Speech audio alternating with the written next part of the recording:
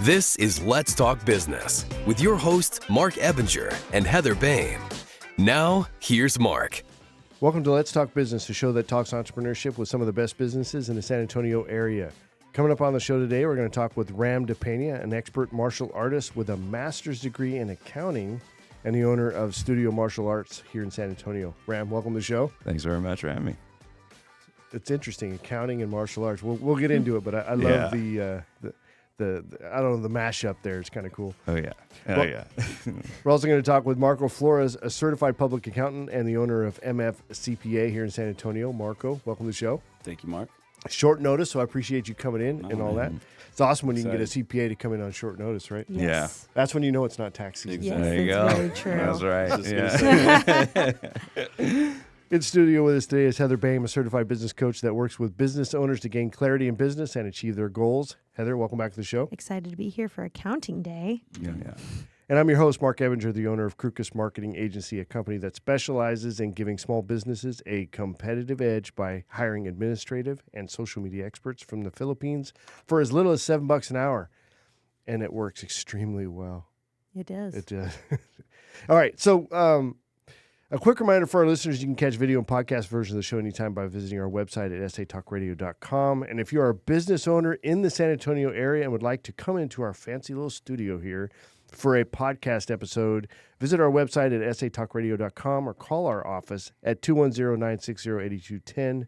That's 210-960-8210, and we'll get you booked on the show. We're booking like 3 months out. Is Yeah. typically how it goes, except for Marco Flores, who's so important. We had to get him immediately onto the show. I'm honored. I'm honored. Yeah.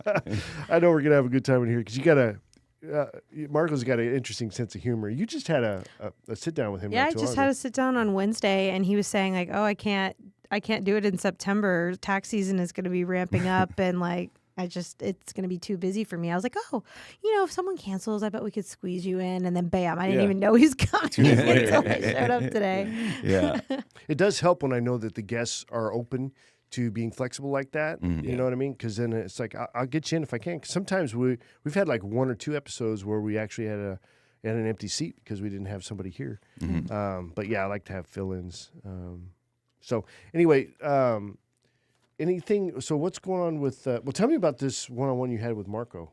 What's he like as a person? Marco is awesome. Obviously, we've known each other for a while, but we actually had a conversation to see if he was interested in business coaching, and what we found out is his business is going really well, and there's not really any need for it at this time. But it was a really great conversation. Well, he's probably got the numbers down. Yes. Yeah. Yeah. Yeah. But it's always nice to talk to someone like Heather. I mean, she's just great about giving feedback and, being a sole practitioner. It's like I don't have really anybody to bounce stuff off of. Yeah. So it was a great conversation. But, yeah, I think she's right. I probably may not be the best client for her, but hopefully I can find her some clients. So There you go. Yeah, that's she's kind easy of to my work with. goals. So, like for us, it's not quite couples therapy, but I think there's probably a little bit in that too. Because my wife's like, okay, Marc, you got some pretty, fancy ideas out there, but when we're talking about it, and she's attending the meetings now that we do every week because Heather's my business coach, it helps when the spouse is there, and I'm like, it's an open door. There's nothing hidden here. If you want to ask a question, let's ask it, and we'll address it here.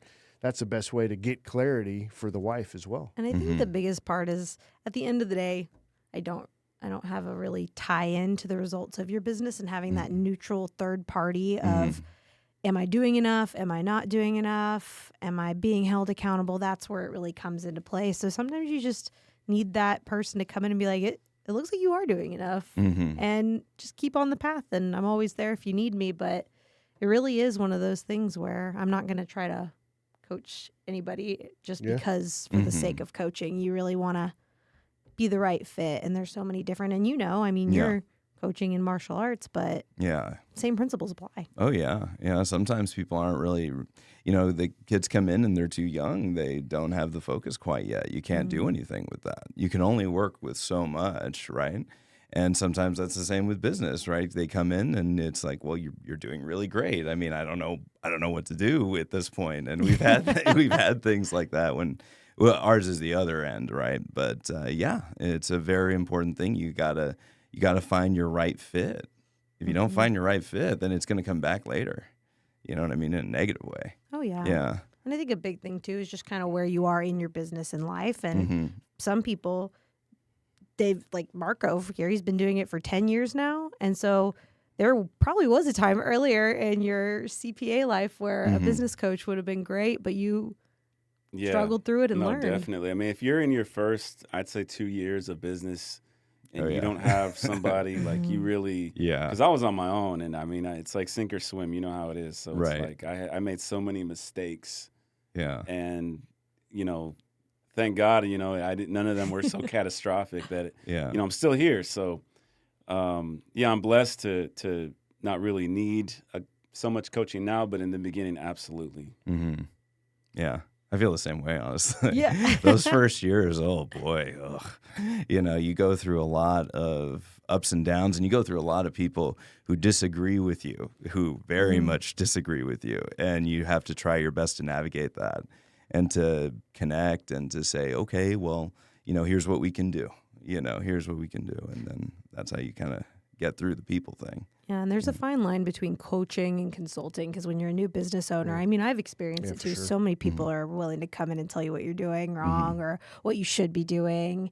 And at the end of the day, it's still your business, and you have to actually do it. So you got to take everything with a grain of salt, and that's usually where I come in, where it's, this is your business. What do you want to do? What do you want to be held accountable to? And that's where we're going to move forward, instead of saying like, oh, you need to do this, this, this, this, and this. Right. And then it's like, no. Sometimes, especially type A personalities, right? That are starting businesses, are not necessarily going to listen to that. Yeah. And they got checklists, right? And she's actually saying, oh, what do you want? Right. What do you want to do? Okay, here's what we can do. Right. Instead of, no, you go and do this, this, and this, and then you'll be hero. It's like, oh, well, maybe not. This is why that you're kind of like your tagline is what I consider like bringing clarity. Yeah. It's super important. Oh, yeah.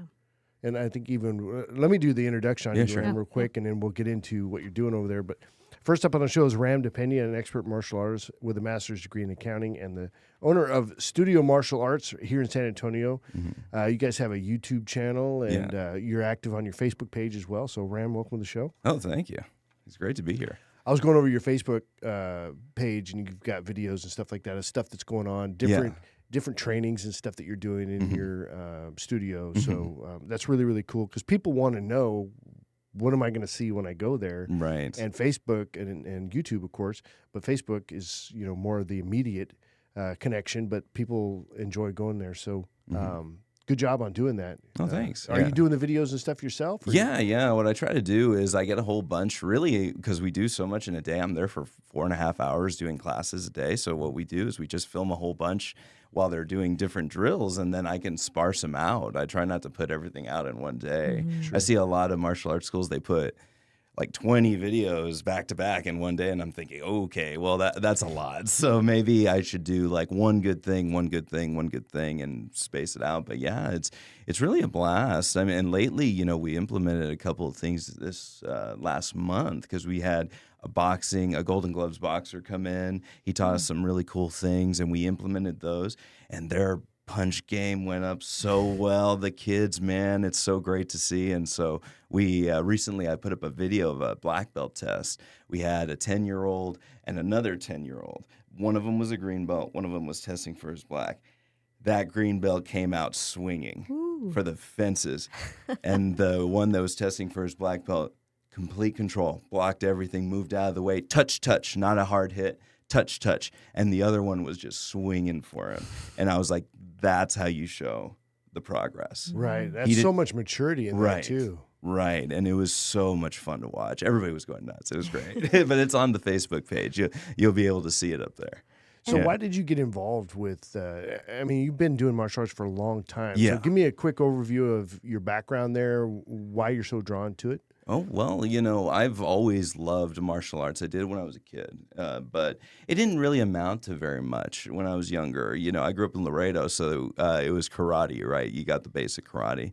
And then when I went to college, I was in really good shape. I was very disciplined, but I got in a scuffle, and I realized there was a lot more I needed to learn. And so that's what put me on my path. And I remember when I started in May 1st, 2008, I said that I would do this for the rest of my life, and I've been able to make a good business out of it. So it turned out pretty good. So you started out doing martial arts as, a kid, and then you got more into it in college as an actual sport that you were participating in. Yeah.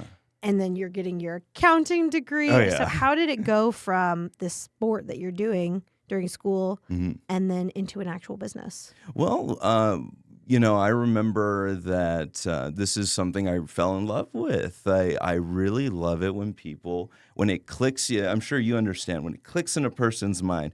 Oh, there we go. And it makes sense. Doesn't it give you like a really good satisfaction? That's kind of how it felt with me with teaching. And I really fell in love with it. And I wanted to start my own school. And I wanted to make it profitable, mainly because I had a lot of people telling me I couldn't do it. And so I'm not very good with control or opinions that go against my own in that way. So I decided to do it. And I went forward full tilt. And every step of the way got a little better. And then finally 10 years, we got a good school. We got, a profitable school, which is nice, and a good house and good family, and everything's good. Well, if you could go back to the beginning and change something on how you did business-wise, what would you do different? Ooh, let's see. If I could change something, I guess I would. There was a point where I got too comfortable, and it took me falling in love with my wife to get me motivated again. I guess I would have taken those signals a little sooner and got my butt in gear a little bit faster. This was around the 4 year mark. And I was just liking how everything was going. I was liking being able to pay the bills, and I was liking being able to do that. But I stopped, right? The money stopped getting more. The profit stopped getting more because I was just doing what I needed to do. But then when I saw my wife, I wanted to get her the finer things in life. And that's what kind of drove me to do more. So she was a big catalyst in everything. A good example was we were moving from one space to another, and I didn't have the money to do it. And I wanted to sign that lease. We had the LOI ready. We were negotiating, and my wife told me, "Okay, here's what you need to do. You need to go out and make $1,500. Okay, $1,500, like not a big deal, right? And you need to make it quickly." It's like, okay. I go out, I do it in one day, right? And then she goes, "Okay, now you need extra money in the bank. You need to go out and make $2,000. Okay. And so I go out and I do it again in another day. And I really only did it because she was there, because I loved her very much. I wanted this to work. And so I guess I'm very grateful to have her, but I wish I would have had that motivation myself, before something else came into my life. Gotcha. Because I stagnated it wasn't just like a couple months. It was a good while. It was maybe a year. And a year means a lot. You lose a year, you lose a lot. So, well, I think that's easy to fall into that trap because the first few years of business, you are just surviving, keeping your head above water. You're barely paying the bills if you're paying the bills, right? And then you get to that place if you're paying, you're right. No, you're totally right. Yeah. But then you get to a place where you're finally comfortable. You can pay the bills, and you don't have to worry about the money at the end of the month. But if you haven't really solidified where your business is going, why you're doing this. I think that's the biggest thing. Why are you in business, and why do you need to achieve these things that you've set yourself to do? Right. Because if just get the bills paid is your only why, eventually you're going to probably be able to pay the bills, right? And then it'll stop. Right. And then what happens when an emergency comes around? What happens when COVID comes around? Because I wouldn't have survived it if I had that mentality during COVID. Well, speaking of COVID, how did you pivot during COVID? Well, I'm a little nuts. I was watching the news and I was like, this thing is going on in China. And then this thing is going on in Italy. Mm-hmm. Okay, it's probably already here. So I better get my act together. So I got all the virtual equipment I could in, December is when we really saw it hitting in China, right? When did we start seeing it in Spain? It was like in February, I think. Yeah, right. And so each country, it was like nothing, boom, nothing, nothing, boom, nothing, boom. And so I said, okay, I got to get ready. And luckily we had money in the bank, which was good. And I got all the virtual equipment I could to do Zoom. And everybody understood it, and we lost a good chunk of people. But for the most part, everybody was pretty set on the vision, and they stayed with me, and we made it through. And, things are better than ever now because we managed it. So that's kind of how we did it. But I tried to get ahead of it, which is a big part about business. You got to get ahead of the problem. Yeah. And you teach mostly kids, right? Not so much adults? Yeah. We have mixed, but it's mostly children. Yeah. And I love it. Let's talk about goal setting is Yeah. important. So your process that you have for kids. Mm-hmm. So let's go through that real quick. Yeah. So the main thing is you have to get a united vision in the school. You can't have a vision where everybody's on a different page. You got to have a united, settled vision in the school. What's the vision? To get your black belt. Okay. Why?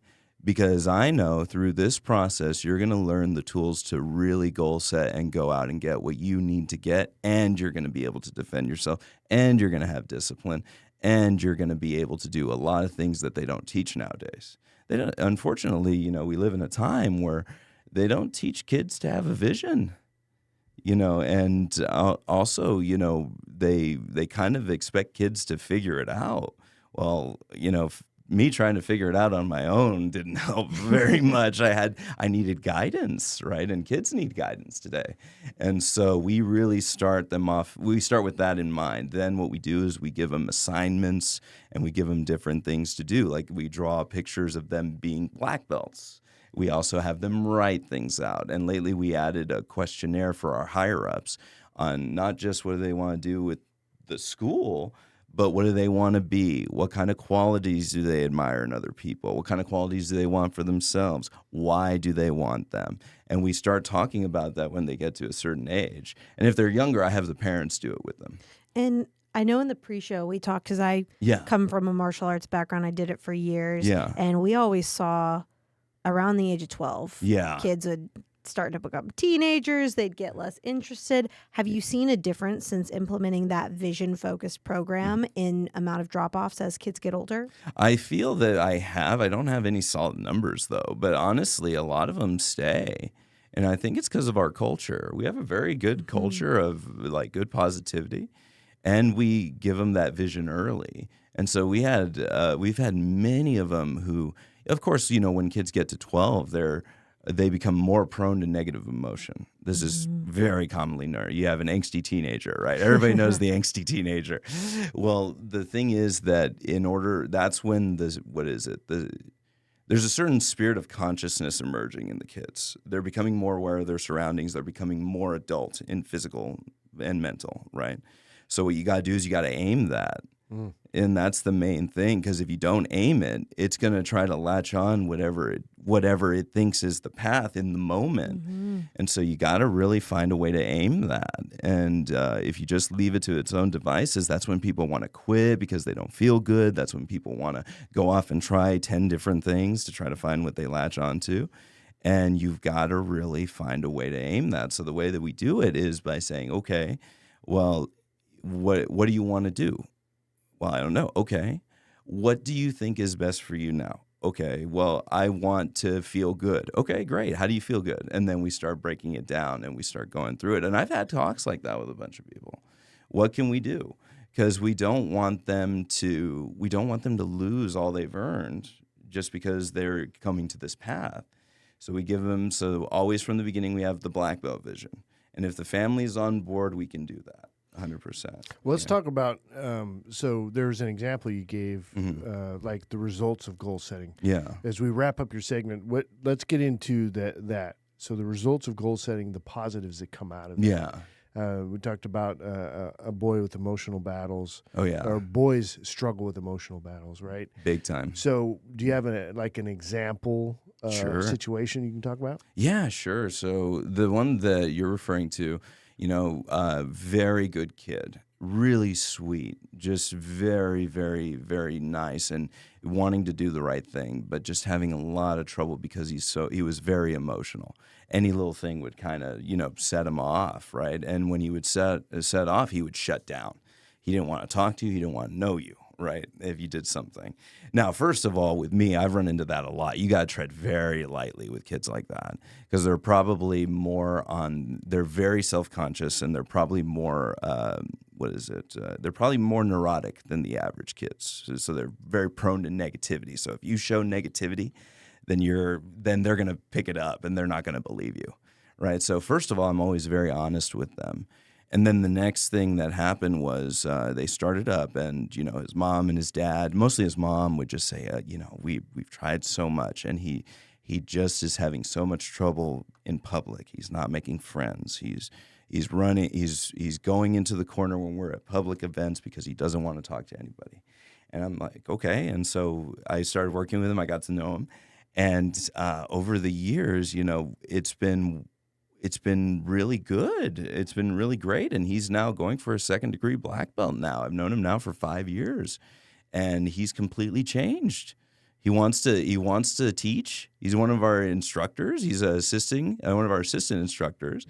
And when we tell him like, oh, ease up, he's like, yes, sir. Or when he does something that he's not supposed to, he feels genuinely bad. And he's able to have a conversation about it and figure it out. And so that's an amazing change. That changes the trajectory of his life. Because think about it, if he kept going down with negativity, it compounds. And so this turned him around, and I got a very, very lovely testimonial from his mother where she was in tears. And honestly, it's just one of those things where it's like, we just wanted him to do better. Yeah. We listened to him and we talked to him and we told him, okay, do this. And he just needed the guidance.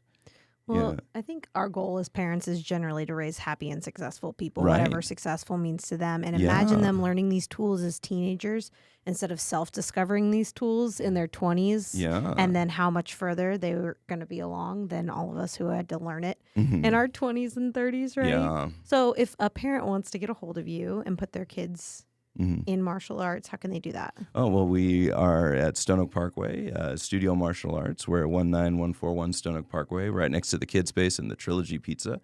And they can look on our Facebook page, our Studio Martial Arts Facebook page, and they can go to our website, which is www.studiomartialartssa.com. And they can come and check out our classes. I love it. Yeah. I'll have to Thank do you, that. Ram. No, thank you. Great job, brother. Appreciate it. Now, how many podcasts have you done? 3, I think. 3? Yeah. 2. One of them was on business. The other one was on martial arts itself. And I don't think I did too good on that one because he wanted me to talk about the specific martial art. And I was like, oh, well, I really love it and it's great. And but then I started talking about like the leadership aspect. And he goes, so tell me about Wing Chun. And I'm like, oh, well, it's a wonderful martial art. And then, we really try to implement it in leadership. Oh, great. So tell me more about Wing Chun. I'm like, okay, I'm doing something wrong here.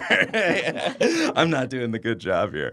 But that was a fun one. Yeah. So I've done he's like looking 3. for that sound. Yeah. Yeah, exactly. All right, next up on the show is Marco Flores, a certified public accountant and the owner of MFCPA, which has got to be Marco Flores CPA, right? That's open to interpretation. Really? It could be some different It could be things. something else. Could be, yeah. Something dirty, right? Exactly. something What I was naughty. thinking don't know. of. Exactly. Well, I'll share a quick story about that. Sure. When I was a kid, I had my mom used to write my initials on my gloves. I grew up in Michigan, so we had gloves and hats and everything. And of course, I had a friend that he saw my initials were MF, and of course, he he made a comment that kind of stuck with me, and so I kind of remembered it. And so you can use your imagination Sure. on that one. Yeah, we will. Yeah. Yeah, So- it wasn't a stretch, I promise. The first thing that came There to we mind. go. We're No, not but I that think- mature. Most people are going to think, oh, yeah, I come Marco Flores. I was a detective at one point. I actually went through detective school, Yeah. and that's what we would call a clue, right? MF for Marco Flores. But I like that There it you could go. mean other things. You know Yeah. what I mean? Be a lot of fun. It's easy to remember, I think. Right. Maybe. I don't know. Well, I like that you're thinking that way, too, because Yeah. CPAs, I don't know, I don't picture them as being the most dynamic personalities and a No. whole lot of fun to be around. But No, how not would, at all. Are you fun to be around or no? I don't know. I mean, Heather's been around me a little bit. I don't know. I like to think maybe I am, but I've actually had clients call me and say, so I love the name of your business. Does it stand for what I think it stands for? And I'll be like, It can be whatever you think. There you go. You Like, should just own it. Yeah. That's I just exactly own what it, it right? stands for, like, right? yeah, Spellitout.com, it's there. Yeah. like the no BS payments guy. Right? Yeah. Yeah. I'm Yeah, your mother there of you go. CPA. Own it. Yeah. Yeah. There you go. Mr. Fun CPA, though. That way you That's can a say good you're one. fun. Okay, you go Mr. kids Fun friendly CPA. with it for sure. It's definitely not what it means, brother. It's definitely not what it means. So how did you get started with the CPA? So what's that all about? Are you really a numbers guy? What happened here? So when I was a kid, I was really just into numbers, statistics, all that kind of thing. And of course, you know, when you go through school, they don't really teach you about accounting, right? No. Middle school, high school even, they don't Yeah. really teach it. So I didn't even know what it was until I got to college. I changed my major probably 5 or 6 times. I mean, I wanted to be actually a physical therapist, more in line with what, you know, in the athletic world, something like that. And then I got into business, and then I kind of fell into accounting. Actually, I took a tax class, and I kind of thought to myself, as I was looking out around the room, everyone else kind of like not really into it. It's like, well, I want to get my accounting degree, so I have to take this class. But, you know, people weren't really interested in taxes that much. I kind of was, so I kind of saw it as an opportunity. Well, if all these people who I'm going to be graduating with want to go down a different path, and this could be good for me. So I don't know. I just like numbers, the way they fit together, and the way that, you know, there's really no gray area. A 1 is a 1, a 2 is a 2. So it's like, Well, with Common Core math, I don't know. yeah. I mean, this I new would stuff, yeah. almost like agree to disagree, because I know with a lot of business owners, their numbers are a huge pain point for them. And there's kind of 2 ways to look at it. You can kind of ignore it and hope that there's enough money in the bank to do what you want to do at the end of the month, or you can be really proactive. So what's your take on gaining clarity through the numbers?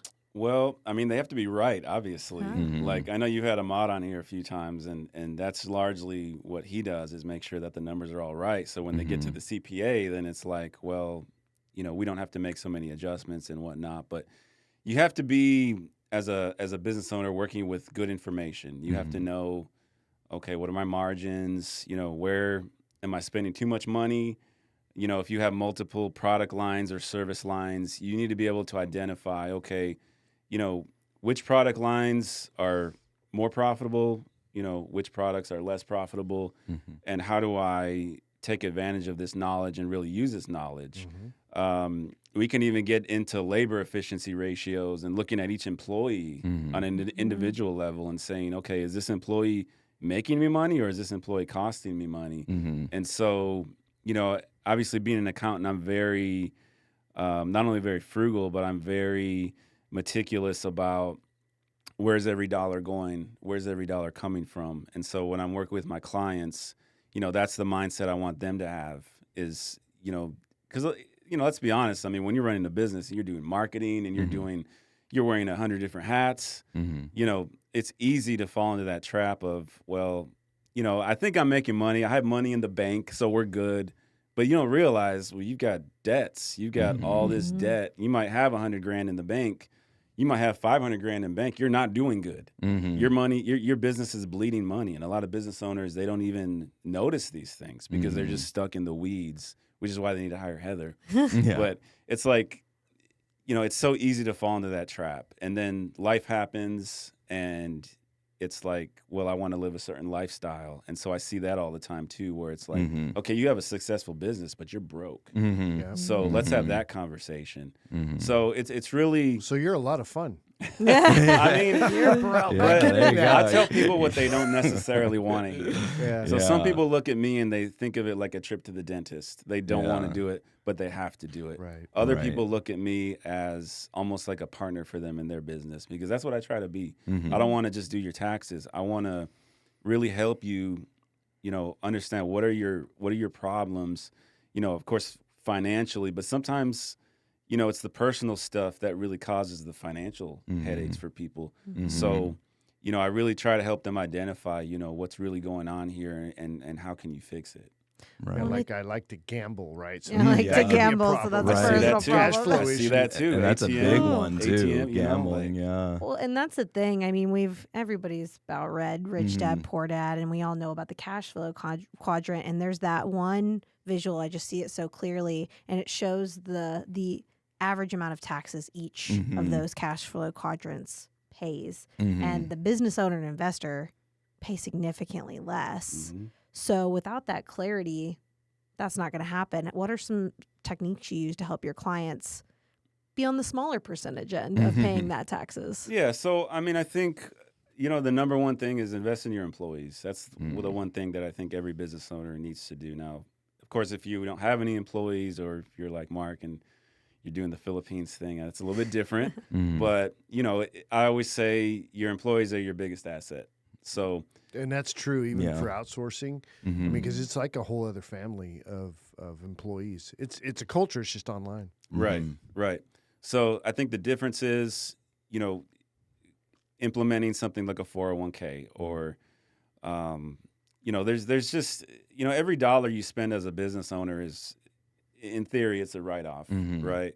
It just has to be for a business purpose. So, we do a lot of planning. We do a lot of, year-end planning. Okay, go out, buy a truck, buy a piece of equipment before the end of the year, or whatever it may be. But I think it's really, just making it something that makes sense for the business, not forcing it. Like, okay, some businesses have very low overhead.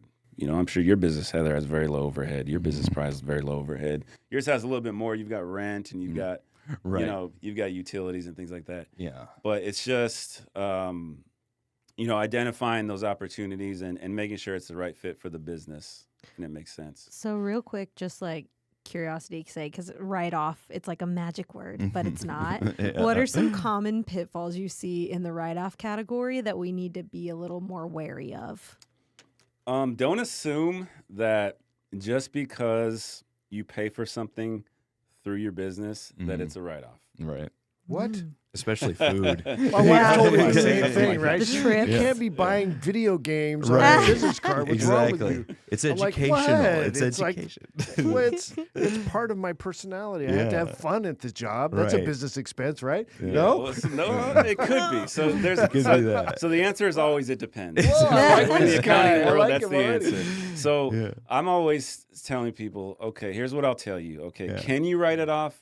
Absolutely. Should you write it off? Maybe not. Right. So I Right. put myself in the shoes of an IRS agent. Okay, I've had a few clients go through audits, and so I kind of know what to expect, what they're going to say, what they're going to question. And so you have to be able to defend whatever it is that you're putting on that tax return. So if you want to claim your trip to the Bahamas, okay, go ahead and claim it, but just understand you better have everything well documented. What was your purpose for going? Keep an itinerary. Did you do was it like a trade show? Was it something business related? Or let's be honest, was it really just you wanted to take a trip to the Bahamas? Right. and Yeah. have And those you know, IRS agents would Yeah. eat that up. Oh, too. they will. Yeah. I mean, Yeah. I would have a field day with somebody that did that if I was an Yeah. IRS agent. But it's all about documentation. That's what Yeah. it comes down to. If you can show them on paper, this is what I did, this is why I did it, they can't really deny. I mean, they can still deny you, but, there's an appeals process. And, so I Sounds just say have your painful. ducks in a row. Well, and I think that comes to having you as a partner rather than Yeah. just the person that you throw all the documents at last minute in February when the deadline is in April. If you're working with your CPA as a partner, that's something you can be like, hey, Marco, can I take a trip to the Bahamas? And Right. Yeah. I don't know, though. I spend a lot of time on TikTok, and I'm thinking that Oh, no. TikTok, you may laugh, it. right? But isn't Yeah. there, Marco, true or false, that you can get a lot of great advice, tax advice on TikTok? What? You can get a lot of advice on TikTok. Whether it's good or not. It's funny because there's a YouTube compilation of people giving just the absolute worst advice on TikTok.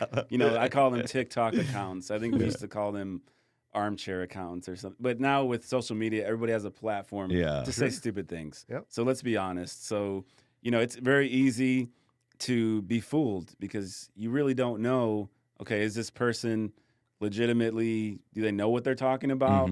Or are they just repeating what they heard from somebody else? or are they just telling you what they want to hear for followers and for views? Right. So you really have to be, take all that advice with a grain of salt. Like some of it, I'm sure is good, but a lot of it, I've seen some crazy stuff. Like what? I'm kind of curious too. What's the worst advice you've found on TikTok? Right.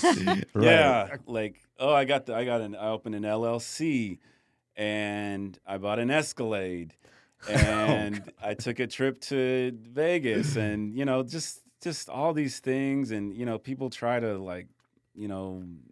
write off just anything and everything, and sadly, most of them are going to get away with it. That's the thing, and a lot of that falls on the IRS just not having the, I guess, processes in place to really catch these people. So it's if I'm being honest, I don't really care if the IRS I know, catches me. right? We're all kind of I'm kind of in that I think boat we're too. all It's like, really, they don't? Good. But they'll catch us They'll doing catch it. us. They won't Yeah, catch they'll those catch- guys on They TikTok. won't catch the Escalades. No. But that one little video game that I write off, they're going to audit me. 3 years exactly. later, they're going to be like, "Why'd you buy that video game, Yeah. Mark? We can definitely audit from What's 3 that years about? ago." That's right. Yeah. Now you owe Diablo us $1 million, 4 came out. It was something Mark. I had So, Marco, great discussion. I love this kind of conversation. It's great environment. We had a great show today. If folks want to get in touch with you, how do they do that? They can call my office at 210-245-5678. Cool. And are you on social media at all or no? A little bit, not too much. What do you post on social media? Hardly anything, honestly. Anything? I'm pictures really of not you on there. hunting or No, I calculators? Really I mean, what are you doing? Yeah. I'm not a big social media. I don't have an Instagram. I don't have a Twitter. I don't have, TikTok or anything. I got a Facebook. That's about it. Yeah. People who are licensed professionally, they tend to want to stay away from social media because it's like one little wrong move and they're going to get all a bunch of hate mail. Well, and CPAs are in demand. Like you guys are, Big time you in tend to be demand. a little Yeah. less visible and available to people. And I think that's why shows like this are so valuable because getting someone to actually come and give Right. advice that's not TikTok and questionable is Yeah. huge. And then you can't find them again. That's And why to it's that so point, valuable. I'm at the point now where it's like I kind of don't want to be so accessible. So the more you're on social media and the more followers you have, I've had people Facebook message me tax questions, and I'm like, no, don't do that. Yeah. Don't call my office. Right. Send me an email. We need an engagement letter. Exactly. Yes. Well, and we're Exactly. coming up on Yeah. a Not a shortage, TikTok right, accountant, of CPAs. People don't want to be CPAs, so there's Yeah. not as many of them. Right. Yeah, it's a different world now. With testings and with Well, the everything. tax laws. Yeah. It's hard to believe we had a world without social media. Yeah. Like even YouTube was. I'm thinking it's been around forever, but it really hasn't been around forever. No. All right, we got to wrap up though. So as we wrap up, a quick reminder to check out our latest podcast and catch video version of the show anytime by visiting our website at satalkradio.com. It's going to be it for us. Thanks, guys, for coming in. Y'all have a great week. You too. Mark. All right.